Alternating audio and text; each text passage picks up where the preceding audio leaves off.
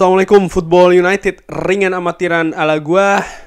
Sebelumnya gue ingin ucapkan terima kasih yang selalu mengikuti channel gua, selalu setia menantikan berita-berita, kabar-kabar dan juga konten di Football United. Bahkan yang sudah subscribe, yang jadi sobat Football United, gue ucapkan terima kasih banyak. Oke, langsung aja kali ini kabar yang sudah ditunggu-tunggu.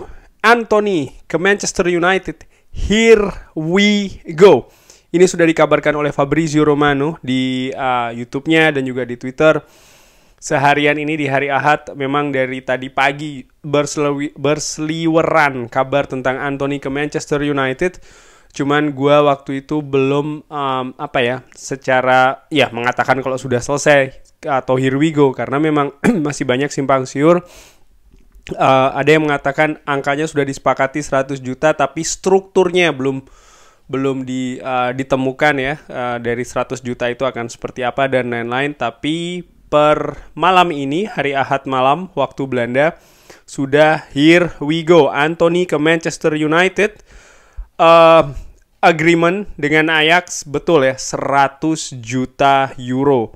Kontrak sampai 2027, artinya 5 tahun dengan opsi sampai 2028. Jadi gue bisa bilang ini kontrak jangka panjang, 5 tahun dengan opsi setahun lagi, maka 6 tahun ya, akan ditandatangani besok. Kontrak sekarang akan dipersiapkan. Ini adalah rekor transfer di era divisi. Antony akan berada di Manchester minggu depan. Luar biasa ya. Ini merupakan rekor transfer pemain berusia 22 tahun kalau tidak salah Antony. Kalau salah gue tolong koreksi ya. Tapi setahu gue pemain muda.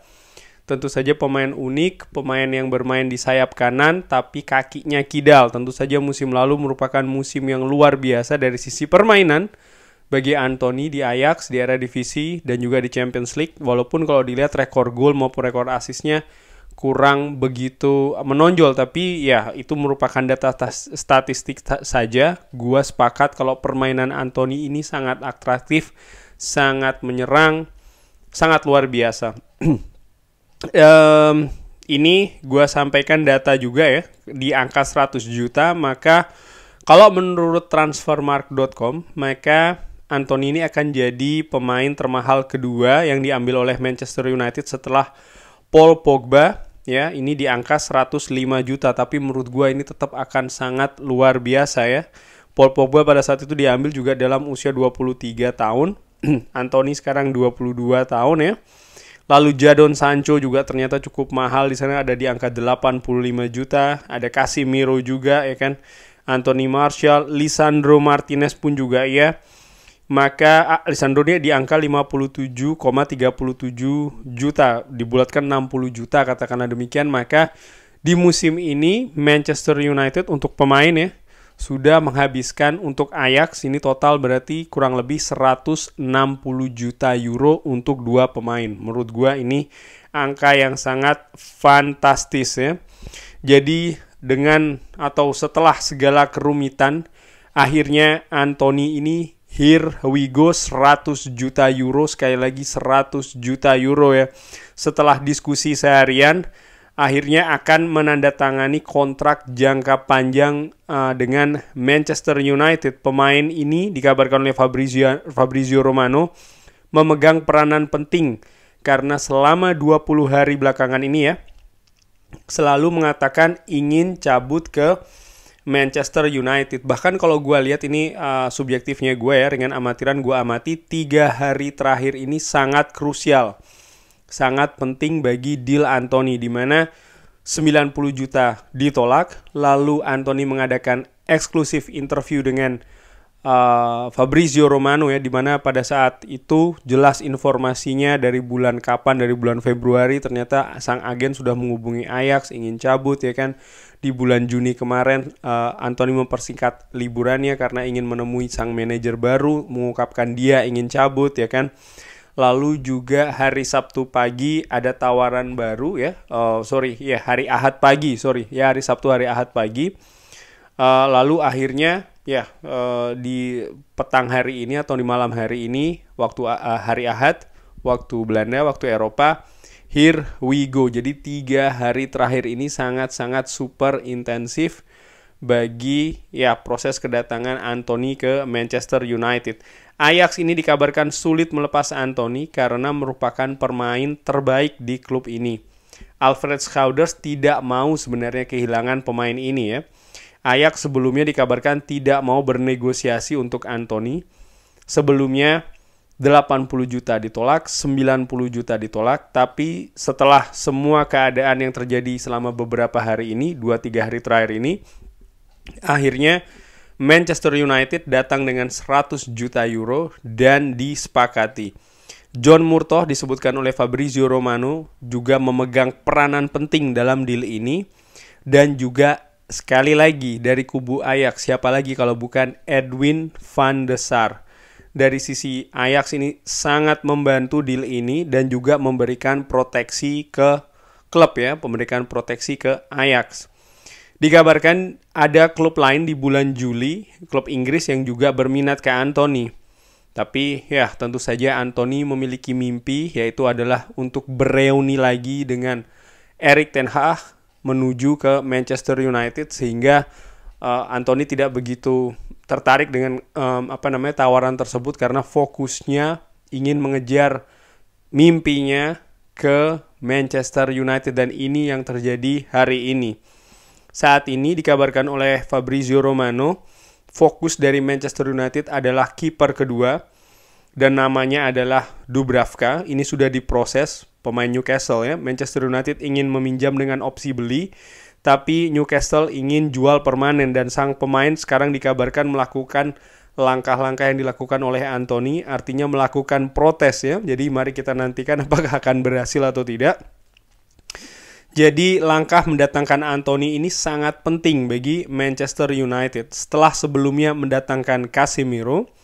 Dan kalau dilihat maka semua sektor, artinya dari belakang, tengah, dan juga lini serang sudah diperkuat oleh pemain baru. Masing-masing ada pos yang diperkuat oleh pemain baru.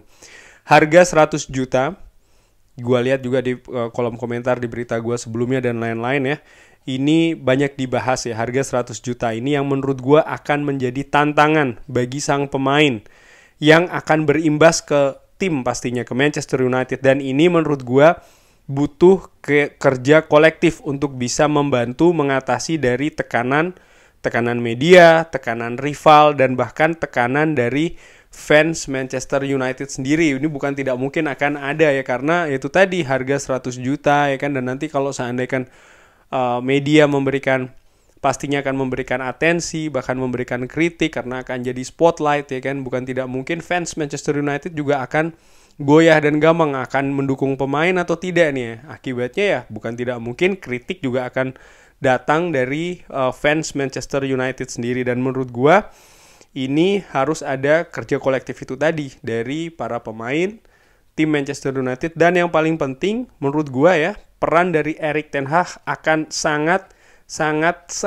penting dalam proses integrasi Antony ke sistem dan juga skuad Manchester United. Musim ini bisa diasumsikan pemain-pemain yang datang adalah yang direkomendasikan langsung oleh Erik ten Hag. Sejauh ini pemain-pemain baru hasil rekomendasi langsung dari Erik ten Hag ini, kalau gue bisa bilang dengan amatiran ini perform ya sejauh ini. Jadi ini bisa jadi modal bagus, semoga juga menular ke Antony.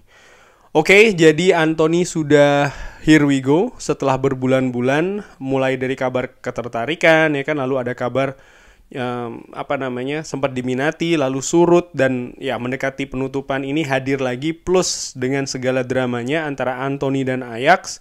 Akhirnya Manchester United memiliki pemain unik, pemain sayap serang sebelah kanan dengan kaki kidal yang dimiliki oleh Antony. Apakah deal ini akan memiliki pengaruh ke pemain-pemain lain yang dikaitkan dengan Manchester United, sebut saja seperti Gakpo, Memphis Depay, dan juga lain-lain? Menurut gue iya ya.